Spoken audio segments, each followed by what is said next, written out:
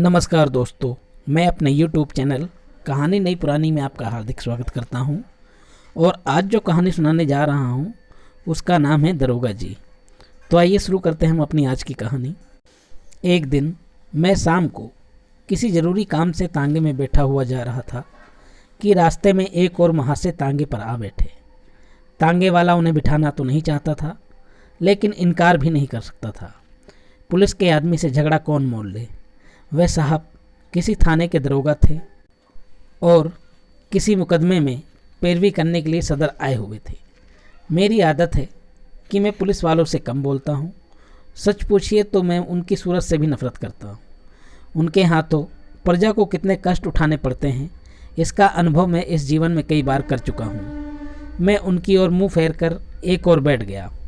वह मुझे देखकर बोले, जनाब, ये एक आम शिकायत है कि हम पुलिस वाले बहुत रिश्वत लेते हैं, पर यह कोई नहीं देखता कि पुलिस वाले रिश्वत लेने के लिए कितने मजबूर किए जाते हैं। अगर पुलिस वाले रिश्वत लेना बंद कर दें तो मैं हलफ से कहता हूँ, ये जो बड़े बड़े ऊंची पगड़ियों वाले अमीर लोग नज़र आते हैं, सब के सब जेल खाने के अंदर बैठे दिखाई देंगे। अगर हर एक मामले का चालान करने लगे तो दुनिया पुलिस वालों को और भी बदनाम करे।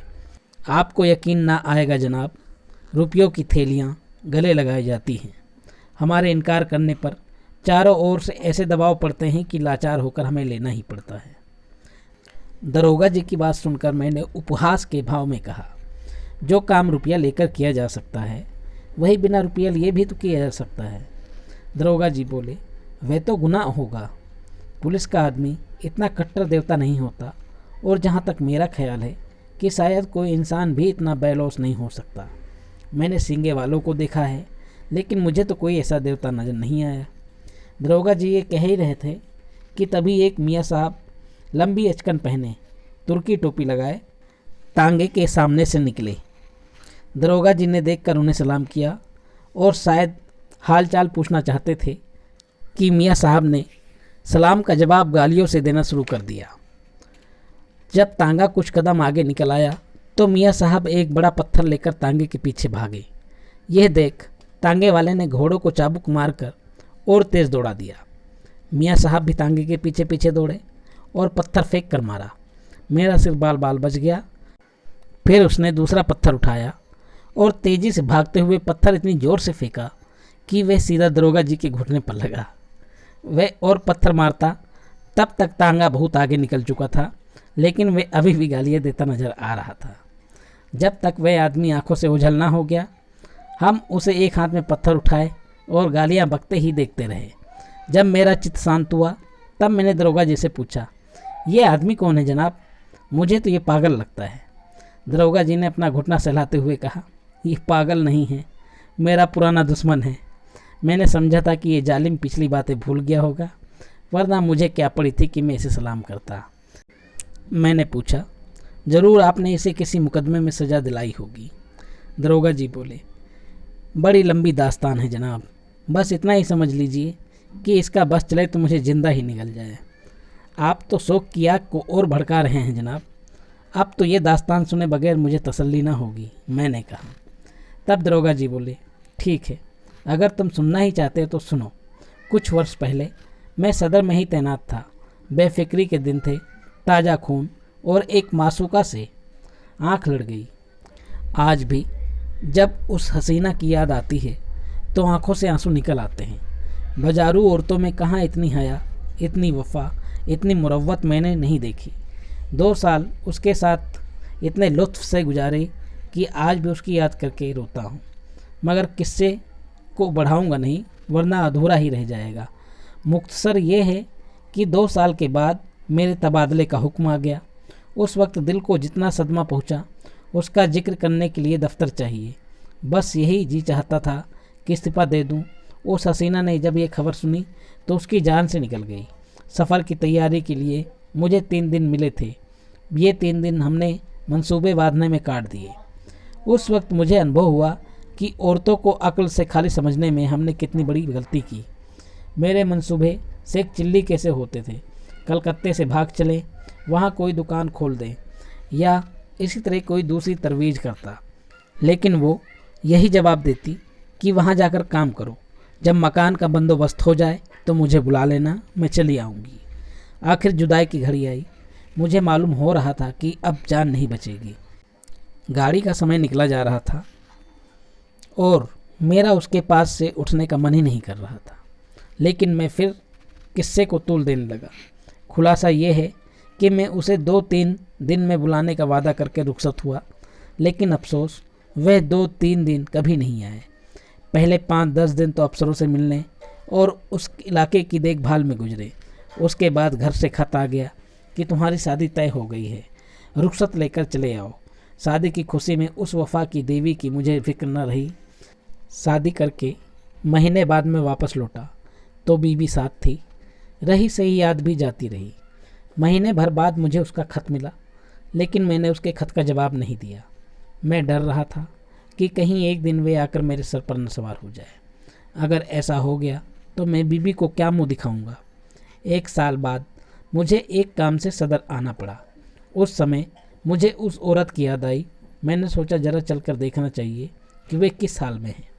मैंने फ़ौरन अपने खत ना भेजने और इतने दिनों तक ना आने का जवाब सोच लिया और उसके घर पहुंच गया।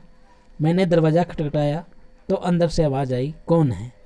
मैंने कहा, वाह, इतनी जल्दी भूल गई, मैं बशीर हूँ। लेकिन उसने कोई जवाब नहीं दिया। आवाज़ उसी की थी, इसमें शक नहीं। फिर वे दरवाज़ा क्यों नहीं खोलती? वे ज़रूर मुझसे नाराज़ है। मैंने फिर दरवाज़ा खटखटाया और अपनी व्यथा सुनाने लगा। मैं करीब 10-15 मिनट तक उसके दरवाजे पर खड़ा रहा। तब जाकर उसने दरवाज़ा खोला। दरवाज़ा खुलते ही मैंने कहा कि मैं तुमसे माफ़ी मांगने आया हूँ। यहाँ से जाने के बाद मैं बड़ी मुसीबत में पड़ गया था। वह इलाका इतना ख़राब है कि आराम करने का समय भी नहीं मिलता। मेरी बात सुनकर वह हसीना बोली, माफ़ी किस बात की? तुमसे मेरा निकाह तो नहीं हुआ। दिल कहीं और लग गया तो मेरी याद कैसे आती? मुझे तुमसे कोई शिकायत नहीं है। जैसा और लोग करते हैं वैसा ही तुमने किया। यही क्या कम है कि इतने दिनों बाद मेरी याद तो आई। तुमने मेरे खत का जवाब तक न दिया। मैं तुम्हें शुरू से ही बेवफा समझती थी और तुम वैसे ही निकले। बीबी लाए और मुझे खत तक ना लिखा। यह सुनकर मैंने ताज्जुब से पूछा, तुम्हें कैसे मालूम है कि मेरी शादी हो गई है? वह रोती हुई बोली, ये पूछ कर क्या करोगे? मैं झूठ तो नहीं कह रही। मैंने बेवफा तो बहुत देखे हैं, लेकिन तुम सबसे बढ़कर निकले। तुम्हारी आवाज़ सुनकर एक बार तो मन आया कि धुतकार दूं, लेकिन यह सोचकर दरवाज़ा खोल दिया कि घर आए व्यक्ति का अपमान नहीं करते। मैंने कोट उतार कर खूंटी पर टांग दिया और जूते उतार कर एक तरफ रख दिए। फिर चारपाई पे लेट कर बोला, प्रिय देखो, इतनी बेरहमी से पेश मत आओ। मैं तो अपनी खताओं को खुद तस्लीम करता हूँ और इसलिए अब तुमसे माफ़ी मांगने आया हूँ। ज़रा अपने नाजुक हाथों से एक पान तो खिला दो। सच कहना, तुम्हें मेरी याद अब क्या आती होगी? कोई और यार मिल गया होगा। मेरी बात सुनकर उसने पानदान खोला और पान बनाने लगी। तभी किसी ने दरवाज़ा खटखटाया। मैंने घबरा कर पूछा, यह कौन शैतान आ पहुँचा? हसीना ने कहा, यह मेरे शौहर हैं। तुम्हारी तरफ से जब मैं निराश हो गई तो मैंने इनके साथ निकाह कर लिया। यह सुनते ही मैंने गुस्से से कहा, तो तुमने मुझे पहले क्यों नहीं बताया? मैं उल्टे पांव लौट ना जाता। ये नौबत तो ना आती। ना जाने कब की यह कसर निकाल रही हो। मुझे क्या मालूम था कि इतनी जल्दी आ जाएंगे। रोज़ तो पहर रात आते थे, फिर तुम इतनी दूर से आए थे। तुम्हारी कुछ खातिर भी तो करनी थी। ये अच्छी खातिर की है तुमने। अब बताओ मैं कहाँ जाऊँ? मेरी तो कुछ समझ में नहीं आ रहा है। या अल्लाह, किस मुसीबत में फंस गई हूँ मैं। इतने में उन साहब ने दरवाज़ा फिर खटखटाया। ऐसा लगता था कि वे दरवाज़ा तोड़ ही डालेंगे। हसीना के चेहरे का रंग उतर गया था। वह बेचारी खड़ी कांप रही थी। बस जवान से यही निकल रहा था, या अल्लाह रहम कर। बाहर से फिर आवाज़ आई, अरे दरवाज़ा क्यों नहीं खोलती? इतनी जल्दी सो गई है क्या? अभी तो 8 भी नहीं बजे। कहीं सांप तो नहीं सूंघ गया? अगर तुमने दरवाज़ा खोलने में तनिक भी देर की तो मैं दरवाज़ा तोड़ दूंगा। मैंने गिड़गिड़ा कर हसीना से कहा, भगवान के लिए मेरे छिपने की कोई जगह बताओ। पिछवाड़े कोई दरवाज़ा नहीं है। वह सामने एक कोठरी है, तुम जाकर उसमें छिप जाओ। हसीना ने कोठरी खोल दी। मैं अंदर जा घुसा और हसीना ने कोठरी का दरवाज़ा बाहर से बंद कर लिया। मुझे कोठरी में बंद करके हसीना ने जाकर सदर दरवाज़ा खोला और बोली, क्यों दरवाज़ा तोड़ोगे क्या? आ तो रही हूँ। मैंने कोठरी के किवाड़ों के दरवाजों से देखा तो वह आदमी हट्टा कट्टा और हष्ट पुष्ट था। अंदर आते ही वे बोला, तुम इतनी जल्दी सो गई थी क्या? हाँ, जरा आंख लग गई थी। मुझे तो ऐसा मालूम हो रहा है कि जैसे तुम किसी से बातें कर रही हो। अब वहम की दवा तो हकीम लुकमान के पास भी नहीं है। मैंने साफ सुना, कोई ना कोई था जरूर, तुमने उसे कहीं छुपा दिया है। तुम बेवजह मुझ पर शक कर रहे हो। सारा घर तो पड़ा है, देख क्यों नहीं लेते? जरूर देखूंगा, लेकिन मैं तुमसे सीधी तरह पूछता हूँ, बता दो कौन था यहाँ? हसीना ने चाबियों को गुच्छा फेंकते हुए कहा, और कोई था तो घर में ही ना होगा। लो, सब जगह देखाओ, सुई तो है नहीं कि मैंने कहीं छुपा दी हो। वह आदमी उसके चकमों में नहीं आया, शायद पहले भी ऐसा चकमा खा चुका था। चाबियों का गुच्छा उठाकर वह सबसे पहले मेरी कोठरी के दरवाजे के पास आया और उसके ताले को खोलने की कोशिश करने लगा। गुच्छे में उस ताले की चाबी नहीं थी। वह बोला, इस कोठरी की चाबी कहाँ है? हसीना ने बनावटी लहजे में कहा, अरे तो क्या इसमें कोई छुपा बैठा है? वह तो लकड़ियों से भरी पड़ी है। तुम चाबी देती हो या नहीं? तुम भी ना कभी कभी पागलों जैसी हरकतें करने लगती हो। अंधेरे में कोई सांप बिच्छू निकल आए तो? ना बाबा ना, मैं तुम्हें चाबी नहीं दूंगी। मेरी बला से सांप निकले या बिच्छू निकल आए, इस बेहयाई की ज़िंदगी से तो मौत ही अच्छी है। हसीना ने इधर उधर तलाश करके कहा, ना जाने उसकी चाबी कहाँ रख दी, ध्यान ही नहीं आता। मैंने तो आज तक इस कोठरी में ताला लगे देखा ही नहीं। मैं तो रोज़ ताला लगाती हूँ, शायद कभी लगाना भूल गई होंगी तो कह नहीं सकती। क्यों बहाना बना रही हो? चाबी देती हो या नहीं? कह तो रही हूँ, इस वक्त चाबी नहीं मिल रही है। सीधी तरह चाबी दे दो, नहीं तो मैं तुम्हें कच्चा ही चबा जाऊँगा। अब तक मैं कोठरी के अंदर चुपचाप खड़ा उनकी बातें सुनता रहा। मुझे अपने आप पर गुस्सा आ रहा था कि यहाँ मैं आया ही क्यों। ना जाने ये शैतान मुझसे कैसे पेश आए। कहीं तेज में आकर वे मुझे मार ही न डाले। मेरे हाथों में कोई छुरी भी नहीं थी। या खुदा, अब तू ही मालिक है। दम रोके खड़ा था कि एक पल का भी मौका मिले तो निकल भागूं, लेकिन जब उस मरदूत ने किवाड़ों को जोर से धमधमाना शुरू किया तब तो रूह ही कांप गई।